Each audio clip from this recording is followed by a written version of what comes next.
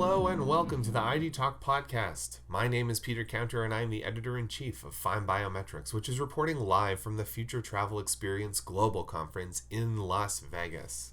Eric Weiss, our multimedia editor, was on the show floor this week speaking to the biometrics and identity leaders, and in this special episode of ID Talk, recorded at FTE, he interviews Raj Jain, head of sales for HID Global's Access IS business unit. The conversation is focused on the credentialing and document aspect of the aviation equation, and Jane offers insights into contactless technologies, liveness checks, and pandemic safety measures before offering insight into what's next for identity and air travel.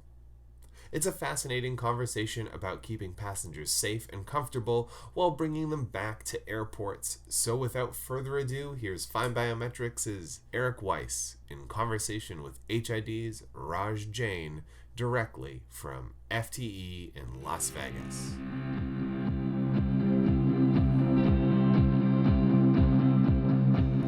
So once again, I'm here at FTE Global, and I'm here with Raj, who is the head of sales for the airline and airport sector for HID Global. So thank you for joining me. Thanks, Eric. So first of all, what is it that you have here at FTE? What are you showcasing for this event? Okay. So today we've brought some of our core passenger processing products, mainly for credential reading and for ticketing. So if we focus on some of our passport reading side of things, we have our traditional swipe keyboards and our standalone units, as well as some of our newer full-page passport scanning devices. And I would emphasize the word document scanners, because not only can these guys read your credentials, but they can also read your ticket, i.e. your barcode, whether it's on a mobile phone or on a piece of paper. This is really important to note. So something we were just talking here, you mentioned that one of the big trends of the past 2 years with the pandemic has been touchless technologies.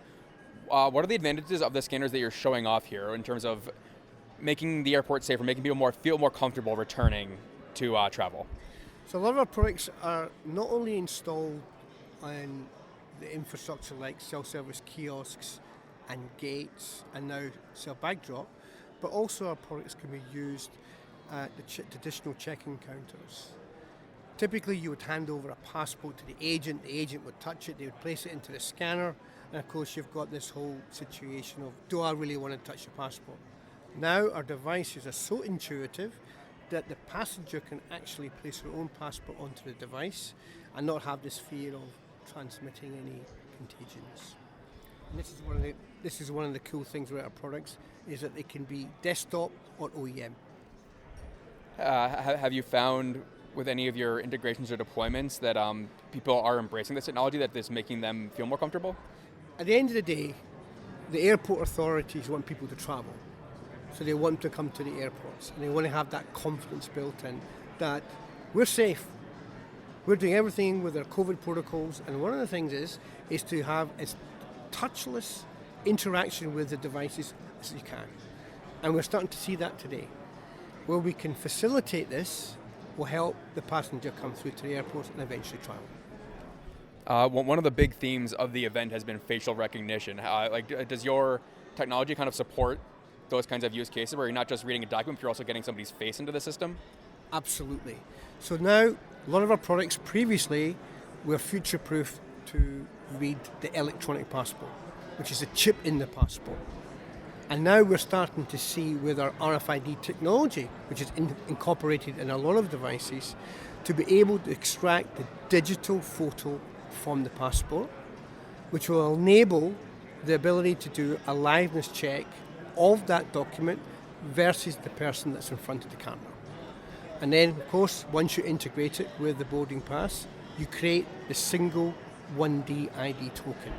And then your journey is just using your face through pre-security, through lounge, the duty-free, and eventually through the boarding gates. What do you think is going to be the biggest trend moving forward into 2022? We are at the end of the year now, so it's time for looking forward and figuring out what's next for the air travel industry.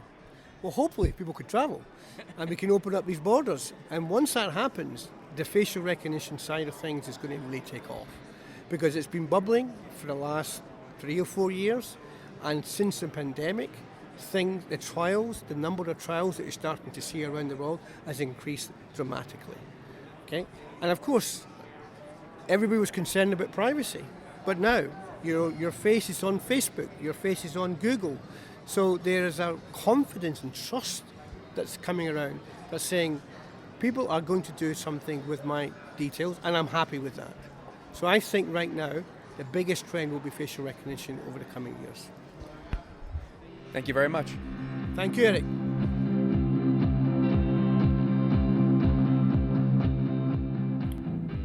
And so concludes our interview with Raj Jain, Head of Sales for HID Global's Access IS business unit.